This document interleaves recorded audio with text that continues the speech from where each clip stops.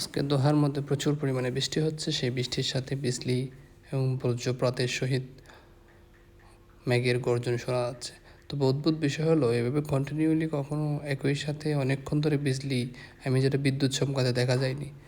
আর সেটা ইভেন দেশে বাংলাদেশের মধ্যে তেমন দেখা যায় না। সেখানে মধ্যপ্রাচ্যের কথা বাদ দিলাম। আর এমন একটা অবস্থা, একদিকে চাঁদ দেখতেছেন একদম আকাশ পরিষ্কার, তো অল্প কিছু জায়গা জুড়ে বিশেষ করে মূল স্কাই ভিউটা কাতার ওই দিক দিয়েই সবগুলো যেমন কালো মেঘের ঘটা, তারপর সেখানে প্রচুর পরিমাণে বিদ্যুৎ চমকাতে লাগলো। এমন একটা পরিস্থিতিতে অসাধারণ সৌন্দর্য ফুটে উঠছে আকাশের মধ্যে, ভালো লাগার আবার ভয়েরও একটা জায়গা তৈরি হয়েছে। কী হইলো আসলে, এটা তো স্বাভাবিক না, এক্সেপশনাল, ব্যতিক্রম কোনো কিছু।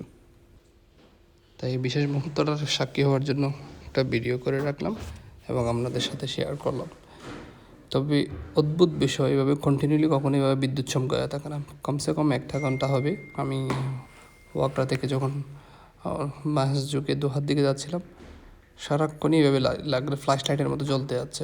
কঠিন একদমভাবে শক হয় না, সার্কিট শকের মতো একদম আকাশের মধ্যে কেমন জানি করতেছে, এরকম পুরোটাই মানে লাইটের জলকানির মতো করতেছে, অনেকক্ষণ কন্টিনিউলি করতেছে। আমরা অনেকে ভিডিও করলাম, তাই আপনাদের সাথে শেয়ার করলাম।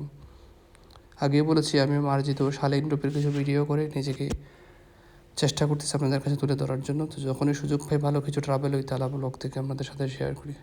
পাশে থাকবেন, দোয়া করবেন এবং আমার চ্যানেলটা সাবস্ক্রাইব করে দেবেন। আপনাদের উৎসাহ আমাকে আরও ভালো ভিডিও এবং ভালো কিছু করতে সাহায্য করবে। ধন্যবাদ, ভালো থাকবেন, আল্লাহ হাফিজ।